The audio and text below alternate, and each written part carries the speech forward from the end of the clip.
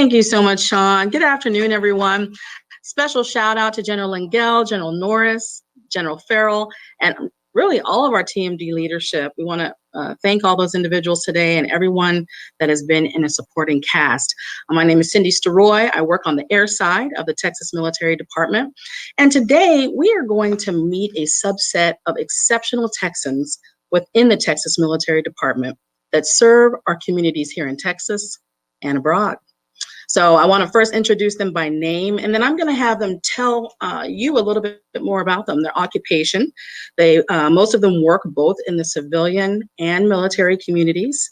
So I want them to tell you a little bit about themselves, and then also why they serve.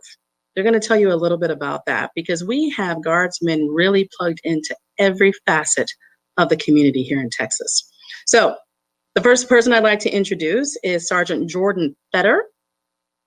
She's a member of the Air National Guard there at the 149 Fighter Wing in Lackland in San Antonio. And then we have Sergeant Andrew Williams. Sergeant Williams is a part of our Texas State Guard, and you're going to hear a little bit more about that in a second. And then we have Major Edwin Vasquez of our Texas Army National Guard. Yes, welcome. And then we have retired Lieutenant Colonel Brian Stevens, retired Texas Army National Guard. All right, guys. Good afternoon. Howdy. Hello. Hi.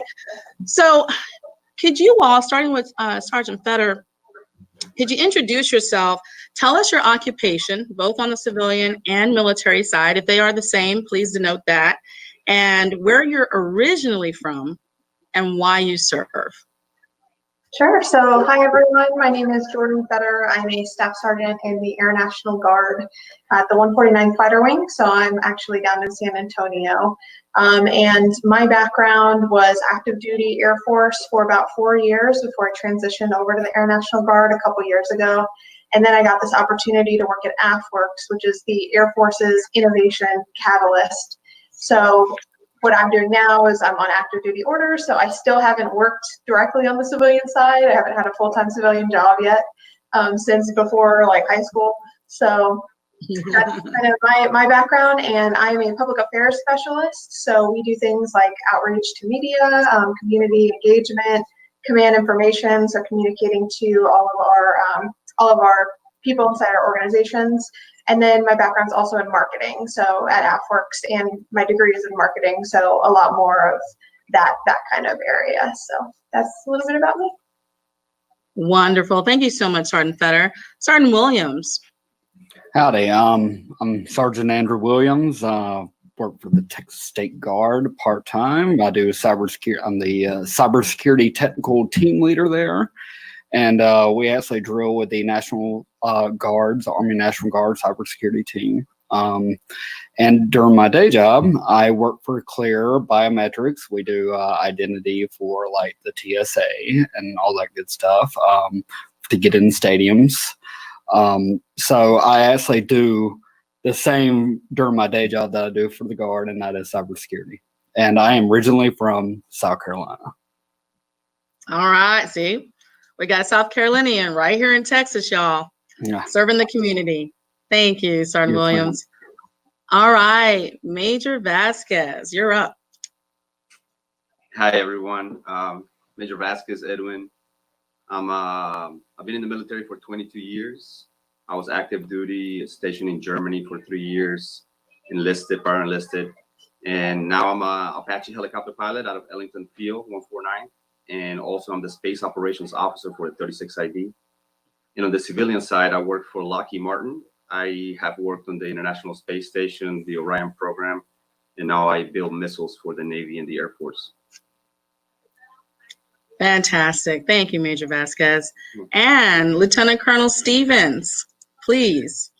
Hey, good afternoon. Awesome to be here. I'm currently the Director of Planning and Programming for the Texas Military Department, CFMO. I spent about 25 years on active duty and retired in 2011. Was able to help co-found a startup and spend some time in the startup community and go through the MSTC program at UT to get connected with a lot of startups and innovative companies. Originally, I was born in Germany. I grew up as a military dependent, so I was born in Germany. My father was in the Army, and I serve because I'm passionate about being able to support soldiers and airmen and our veterans, and I love to connect innovative technologies and the startup community back into the military and the Texas Military Department. It's an awesome opportunity, and I'm thankful to have that opportunity. Wonderful. Well, I think it's amazing the plethora of diversity and the experiences that each of you have. I hope that our audience can kind of see that we don't have a one prototype, if you will, that all of you are plugged in many different ways, helping to solve problems. So my first question is going to go to Sergeant Williams, being a part of our Texas State Guard. There's only a few states, probably 4 or 5 others, that actually incorporate their state guards into the overall construct of their Texas or their military force construct. So Sergeant Williams, you told me a little bit about why you serve, the defining moment that sort of confirmed what you've always known. Can you talk a little bit about that? Well, it wasn't until 2 years after I enlisted that I really didn't find what drives my passion, what fulfills me. And what that was during Hurricane Harvey, whenever most of the National Guard of Texas and the entirety of the Texas State Guard was activated for state active duty during that time. And we were actually one of the first teams to go out and be assigned a shelter team. I was there with several other people, state guardsmen that were all judges. They were lawyers, they were IT managers, database administrators, and project managers that I was in charge of running this shelter with. Well, we were with 200 people that just lost everything. We were sleeping with them every day. We were eating with them. I mean, taking care of everything around the shelter. I've never been part of something like that. I've never been able to see how wrecked people could be after anything like Katrina or any other humanitarian disaster where people just lose everything. It was, I remember this family, this Vietnam War veteran. He was a father of a young teenager, and he had his wife there too. And they just lost everything. They had a farm in Liberty. This is in Liberty, Texas, right outside of Houston. They lost everything. They didn't have a house anymore. They lost their cattle, their livestock. But I remember this 17-year-old that lost his favorite horse. He couldn't save it. And he was inconsolable. And it just tugged so hard at my heartstrings because I was contemplating giving them the keys to my home so that they could actually have a place to be at besides in that shelter. So that was really the defining moment that actually keeps me in the Guard. And I know I don't do it for anything else, but what I felt during that activation is exactly what keeps me in and why I serve today. And that's to help out my fellow Texans. Wow. Fantastic story. Wow. That is a bit of a tearjerker there too. So you got to see them up close. Absolutely. No, it's okay. I mean, you lived through that and so did they. So thank you for what you did in support of Hurricane Harvey operations and just being there on the ground. Our Texas State Guard is quite amazing. Hope you all will have the opportunity to learn a little bit more about them. They are truly the Texas militia in terms of our all volunteer service. They do get paid when they are activated on state active duty orders, but other than that, their training and a lot of the support that they provide is on a volunteer basis.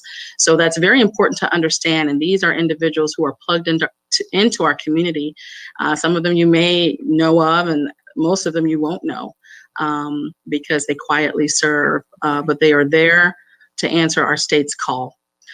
Quick question from the audience. I'm going to shoot this over to Sergeant Fetter from Jason Olivero. He asks, he's eager for advice on how to get the conversation started with AppWorks for a hardware tech company.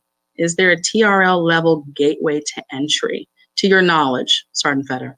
Yes, so at AppWorks, we have a few different pathways where you can actually get involved with us and with the Air Force. So what we don't really do is, as AppWorks is a central organization, is we're not putting a lot of companies on contract to work with us. We facilitate the connections between industry and Air Force units inside the Air Force. So what we do is we source problems and things that internal Air Force units are looking for, and then help connect them with you. So one thing that you can do is look on our website, appworks.af.mil, and there's a little tab that says for the private sector, and you can look, and there are three primary ways right now that you can get engaged. One are AFWERX challenges, and those are from different major commands across the Air Force that they put it out, and we help them with it. And you can submit your technology there if it applies to a different challenge. And that can be from hardware to software, and any kind of technology can submit to that. And then there's also the SBIR and STTR open topics, and that stands for Small Business Innovation Research and Small Business Technology Transfer. So those are open to different kind of small businesses. So if you are a small business, then that could apply to you. But I definitely recommend going onto the website and looking through all of the different things that you would need in order to apply. Those are the three primary ways that any business can work with the Air Force through the AFWERX program. Fantastic. Thank you, Sergeant Fetter. I knew you'd know the answer to that. So absolutely check out the website, and hopefully, Mr. Olivero, that will help answer your question. Thank you, Sergeant Fetter. My next question is going to go to Major Vasquez. So Major Vasquez, you have a very diverse background, being prior enlisted.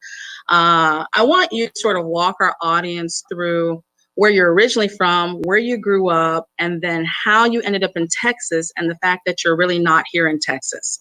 I'm going to let you explain that, sir. Could you please? Okay. Absolutely. So I was born in Colombia, in Cali, Colombia, in South America. And when I was about 14, I moved to New York City, where I went through high school. And then I joined the Army out of New York, and went active duty. That's when I served in Germany. After my initial active duty time, I came back to Florida because my family moved from New York to Florida. So I was going to go to Florida. And I went to college there. I went to UCF, University of Central Florida. I got my degree in aerospace engineering. And during that time, I was serving as a sergeant in the Florida National Guard. I was activated for like 7 hurricanes and disasters in Florida. And at the same time, I was a cadet for the Air Force, ROTC, which, it's kind of dual-hat a little bit. And then I switched back to the Army. I decided to go aviation, sign a guaranteed reserve component contract. And that put me on the aviation unit. The unit that picked me up was from California. So I joined the California National Guard right out of college. And then I moved to Long Beach, California. I was designated a Black Hawk pilot.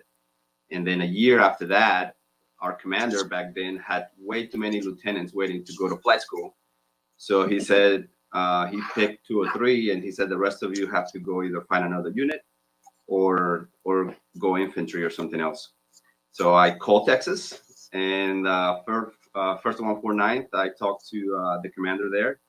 I explained my situation, and he was happy to take me right away. He said, yes, I do need a pilot. Come on over.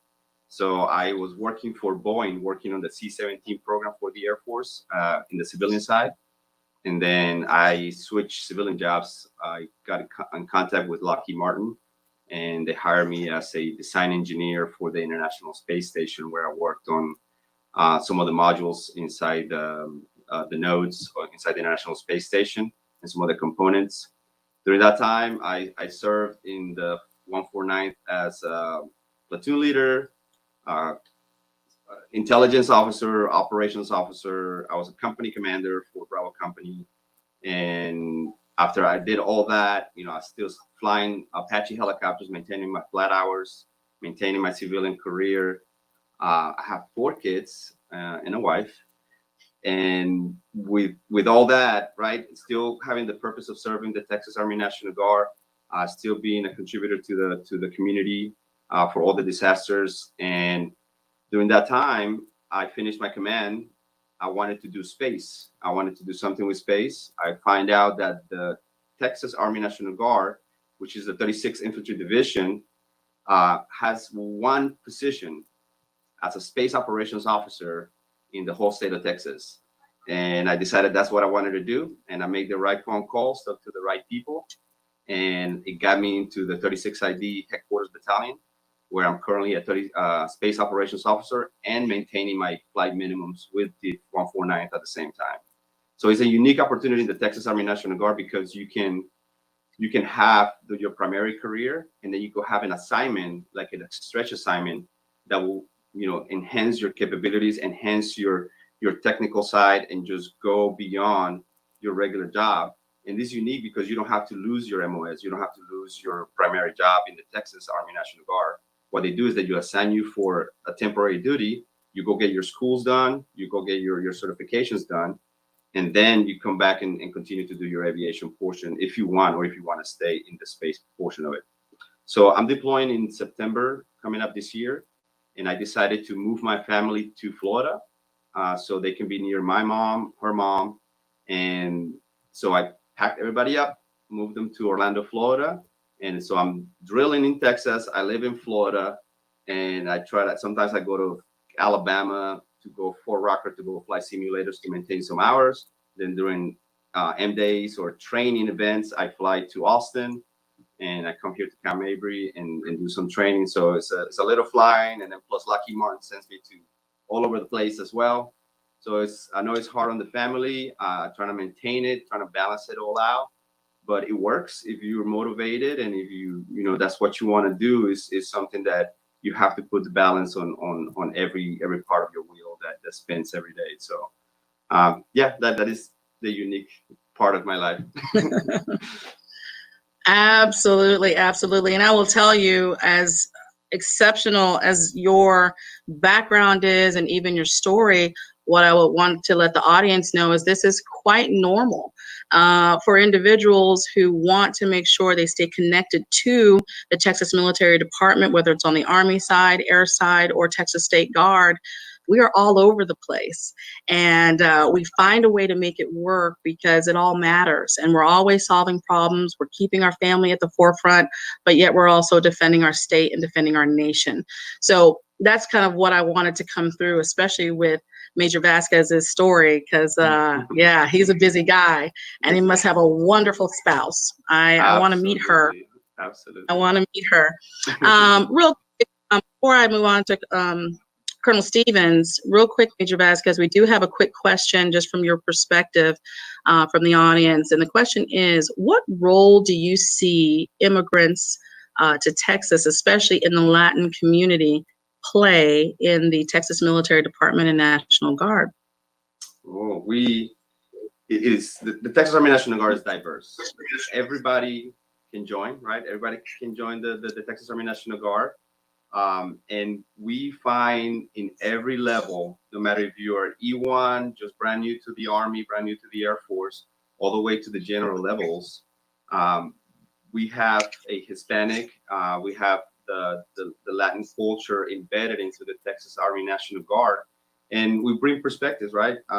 Everybody have their own unique background, and diversity is what creates the Texas Army National Guard, is what makes decisions more fluent, more effective, because you have all the different backgrounds coming into making one decision, but your background might be a little slightly different than the other person. But when you combine those two backgrounds, then the ideas and the innovation comes to flow. And you can see it across the military, not just in the Texas Army National Guard.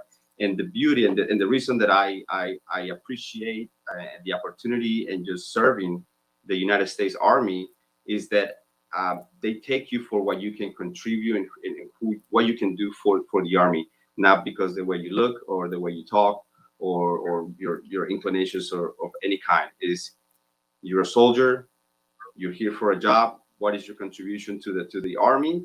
And you get recognized for that, and it's great. I mean, I been in 22 years, and I cannot be any more proud to be a Texas Army National Guard soldier and a United States Army soldier.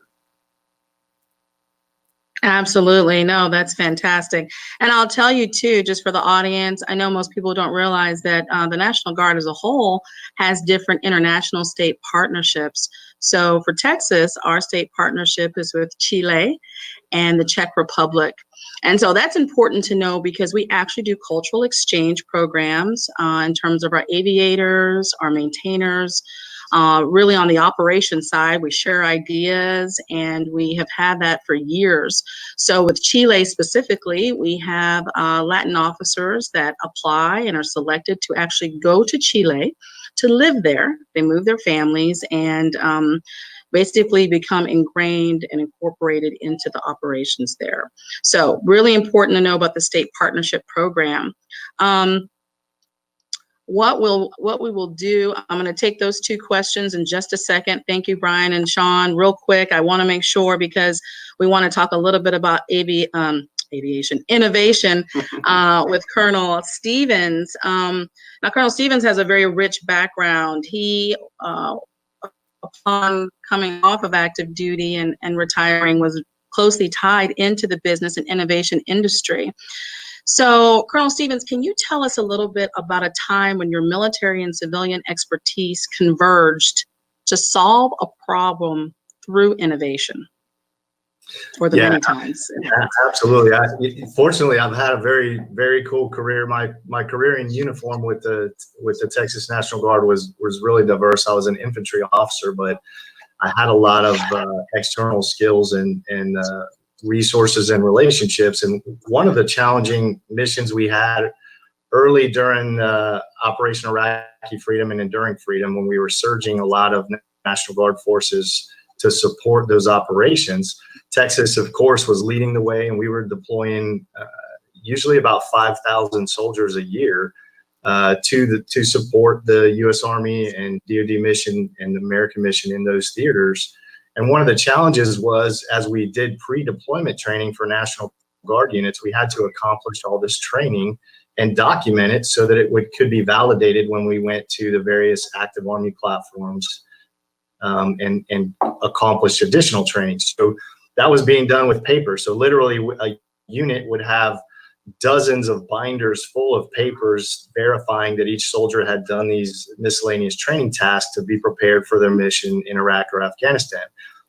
We were able to, I was put in charge of that mission, the pre-mobilization training mission, and we were able to, through support from our leadership here in Texas, engage a local software development company to bring in and design and develop a software solution to allow us to automate and digitize the process of capturing that documentation. So my team could focus more on training and mentoring our soldiers and our units as they got ready to deploy and go down range and do America's business overseas, instead of focusing a lot on the paperwork and the documentation and these hundreds of binders that we had to prepare for documentation purposes, which were legitimate and necessary.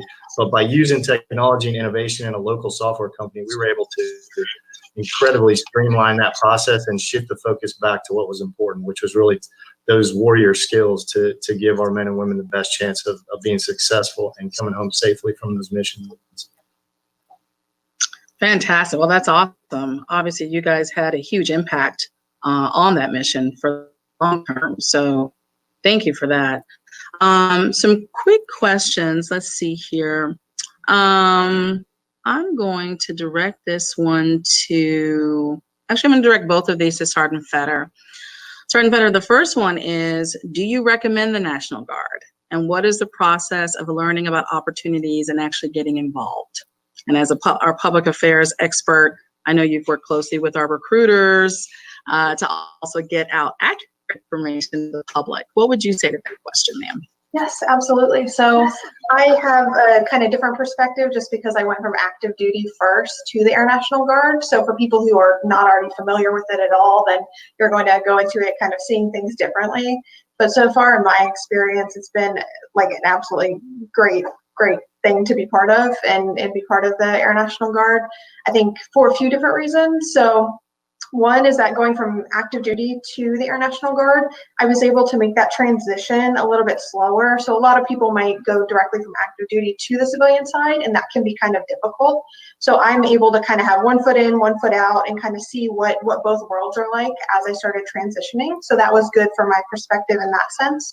And the other piece is Air National Guard specifically is very community focused. So one thing that I'm able to do by being part of the Air National Guard is I can be involved in the community around the base. As public affairs, I get to talk with different people who want to get involved in our operations and different activities that we're part of. And then another really big benefit is that pretty regularly there are opportunities that come up, whether it is with relief operations for different natural disasters, or like my opportunity right now being on active duty with AFWorks. That came out of nowhere, and I wasn't expecting it, and I couldn't have planned it that way. But because it happened, it's because I was in the Air National Guard, that is something that I was able to do and capitalize on.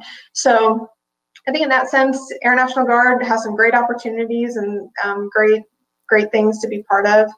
If you're actually looking to get involved, if you want to join, I would say just contact a recruiter, look at different Air National Guard units within Texas. There are quite a few, same with Army National Guard. And then reach out to them, see how to see if you want to apply, talk to them, figure out whether or not it's something you want to do. But if you are active duty or you're already in, there are some other pathways for that as well, like palace chasing or palace fronting, which are other ways to transition into the Air National Guard. And then if you don't necessarily want to join, but you want to get involved, I would say just contact a public affairs office from one of those units and see if they have any upcoming activities, or see if anybody wants to connect with something that you're doing, so you can get more involved with that unit. Absolutely great. Exceptional way of answering that. And I'll tell you too, for those of you who are keyed into AFWorks again has the website. I hope that we put it out there. If we haven't, we absolutely will. But here's the deal. Our recruiters are intimately tied into what the Texas Military Department is doing in terms of innovation. People say, Texas Military Department, we don't recruit. We just are who we are, and people look for us. And that is partly true. So there are a lot of different things that are happening in our Guard community here in Texas. We're really leading the way, and it's because of people like this panel that we are able to do that. Let's see here. Someone asked the question, what are some of the major problems, pain points that the Texas Military Department wishes to address, highlight, and or solve? I think some of those were talked about earlier, probably between General Norris and even Major Goldberg. But what I would do is I would get with the AFWorks individuals. They really are our gateway to innovation and partnership. The other part of that too is understanding that, like most organizations, funding, contracting, bureaucracy, right? Those are probably the three major areas that we are trying to work around in order to get after it, in order to solve these issues. So when we talk about pain, even though some of those things are obviously in place for accountability and for certain reasons, sometimes when that interferes with getting the mission done, it can be very painful. So that's why we are seeking to partner with business and academia in order to advance the mission, and in order to really partner. We're all a part of the same community here in Texas. There's no reason why problem solving needs to be in a vacuum. So that is absolutely something that we espouse and support. Okay, someone asked the question, are these the type of people that we can host as fellows? How can we learn more about getting access to these folks? Panel, y'all done good. Okay, so obviously the diversity, the expertise, the professionalism, this is standard. This is standard business in the Texas National Guard and the Texas Military Department. So again, these are just a subset of individuals that represent our entire enterprise. So absolutely get with the AFWorks individuals. And again, they are our gateway in terms of fellows and getting the word out. Major Goldberg has done a fantastic program on behalf of General Norris and all our other leaders. So he will really be the person to talk to in terms of the fellowship program, but absolutely, y'all, this is standard. Standard. Okay. Let's see here. I'm going to kick this question to Major Vasquez. Question is, what are your thoughts of your leadership taking such a bold step in creating this innovation unit, our TMDx? What are some of your thoughts? And I'll open that up to all of you, really. Major Vasquez, would you kick that off? What are some of your thoughts about this bold step? Definitely. So the military is, we work a little slower on the innovation phase. I think, in my experience, that we have taken steps that are more cautious, right? We like to make sure that everything is right before we put it out there for people to use, and especially when it talks about lives and it talks about a soldier's safety. So we are very careful on how do we utilize new systems. So we need to start changing that mentality, right? That's what this TMDx is how we can inject innovative ideas, something that can have a quick turnaround and can create that benefit to the soldiers on the ground, to make sure that they can utilize something that creates a benefit, that creates efficiency, that makes the soldier better. So this is the first step. This is how we start getting people involved, and the soldiers as well, to think about, look, you could do that better. Why don't we have this? Why don't we have that? And then you folks on the civilian side, on the innovation side, can actually plug into those ideas and actually start innovating those solutions. Because, you know, I could go through my job and I could sit there and think, man, why don't we have a button there, right, to do that? But I only knew that. Nobody else has that thought, because they haven't been sitting in that cockpit, or haven't been sitting in that office, or haven't done that job. So plugging in and having these conversations, we can start getting those ideas flowing, and getting the folks from the community, the universities, the civilian side, to talk to the military side, who have the experience, that has those hiccups sometimes, that could be solved by somebody that can create something faster or better. So we're having this conversation, and I would love to talk to people if they want to ask me questions about specific things that I do on my job, or if I know somebody that you have a question that could bring something for your benefit. Please just reach out, and we'll definitely have a conversation. Okay, perfect. Yes, Colonel Stevens, if you could take that. You said you wanted to weigh in on that too, sir. Yeah, absolutely. So I think our leadership is doing a phenomenal job. There's lots of examples of what we're doing to bring innovation and bridge the gap between industry and the military. I think a good example of that, and I have a lot of programs that's part of my role, is to help do that. But a good example was last year, and I'll give a shout out to my old team at Ultra. Ultra is a innovative defense software and technology company here in Austin. Doing remarkable things and moving the ball in software, command and control, and intelligence.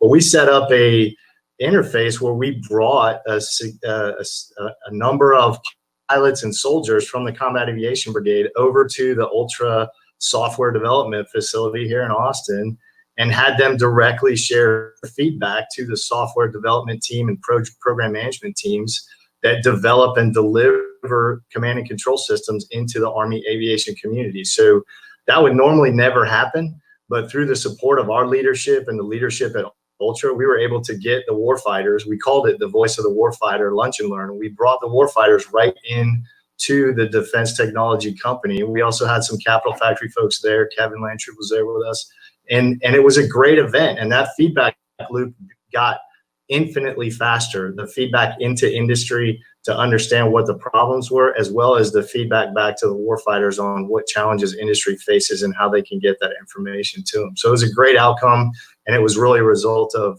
Texas leaning forward and Ultra leaning forward and being on the front end of this innovation and trying to move the ball on getting technology into the defense community faster and learning those best practices. Fantastic. Thank you for that example. That's awesome. So to kind of piggyback off that, because I do want to answer the question about the how has our military background propelled our civilian careers forward. But one question, just to piggyback off what you just said, is what are y'all's thoughts on about the opportunity to join a startup? And anyone can answer.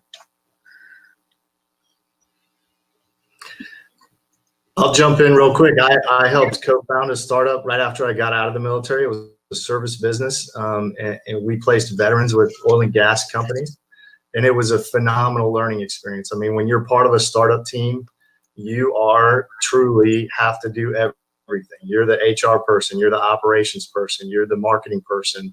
You have to do it all, and the team is usually small, and you have to trust each other and move fast and pivot quick. Fail fast, learn quickly. It is a remarkable experience.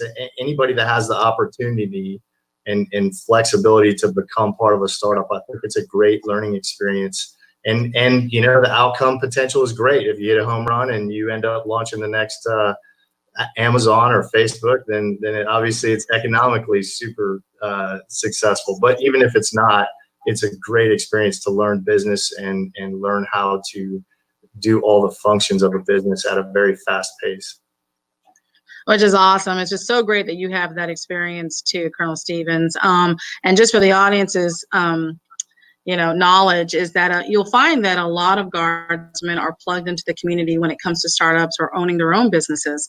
For instance, Major Vasquez has his own augmented reality business. So if we had more time, I would absolutely have him tell you a little bit more about that. But amongst all the other things he's got going on, he has his own augmented reality business. So it's pretty cool. For Sergeant Williams, can you, because I know we need to kind of wrap it up. This has been a great discussion, guys. Thank you so much. Sergeant Williams, can you talk a little bit about, a couple things, because you know about competition. I want you to talk a little bit about competition. So one of the questions is, how has your military career helped propel your civilian career in terms of doors opening, skills gained, that sort of thing? And then I'll ask you the competition question. All right. So I enlisted whenever I was 17 years old, and I know I want to do IT. So I enlisted as a 25 Bravo. Now that was actually what got me into my career today. I would not be a cybersecurity professional. I would not be this high in my career if it were not for taking that first step in the National Guard to get where I'm at today. So that was the first thing. But it opens so many doors because you are actually serving with so many professionals at the same level. I have doctors, I have lawyers, I have people at the top of their careers that I am serving with in the same uniform. In the Texas State Guard, we're getting paid the same, no matter what, if you're an E6 or a 06. I mean, it's very humbling to know that a teenager at the age of 18 can join the Texas State Guard and be working with people that can mentor them. They're getting all this free education, which is a major different thing than the Army National Guard, because you can just come in and you don't even have to go IAIT, and we're going to allow you to start doing your job. And you can actually get your experience. That can be huge door openers to a long-lasting career of whatever you want to get into. And that's how I think that we actually should be advertising more is, we can open up the best doors for you. Awesome. Yes, I echo that. And then, this is a question from Brian Cook. He would love to hear your thoughts on how we can use innovation as a weapon in the strategic great power competition. Sir Williams, do you have any thoughts on that, just from your experience with competing? I want you to tell the audience a little bit about your experience with competition. Well, first of all, here in the state of Texas, we have a competition called the Best in Texas, where state agencies compete against each other in different competencies like IT innovations, hardware innovations, software innovations. And every year they decide on who's going to be the winner out of the all state agencies for whoever hosts the best innovation. And for the past 3 years, my team has actually won for the past 3 years in some sort of IT or hardware innovation. And we actually just learned that 3 weeks ago. That is our 3rd year in a row. And now the competition's getting really, now they want us to get it every year. After year 3 is becoming an expectation for us. We won that for this year for our cybersecurity program, in which we came up with for an insider threat and actually training the end user soldier and other state agencies on how to find attempts to social engineer them and give out secrets and all that good stuff. So there's a lot of good competition that you can join with us. So yes, thank you for that. So short answer, we would love it. We love to compete in Texas. We have a whole host of different competitions that keep us sharp. So absolutely get with our AppWorks folks if you're interested in injecting that and creating something in terms of competition. The last question was, do other states have something like TMDx? And I will tell you that we are the forerunners for the other 53 states. Our leadership has ensured that this initiative will have the manpower and the dollars necessary to push forward, because again, the goal is to solve problems and to maximize the talents and skills of our guardsmen. So everyone, thank you so much for today. I know we have to run. We will definitely get a longer running panel next time. Panel, y'all did fantastic. I cannot say enough about how wonderful you all are. So thank you to everyone and have a great day.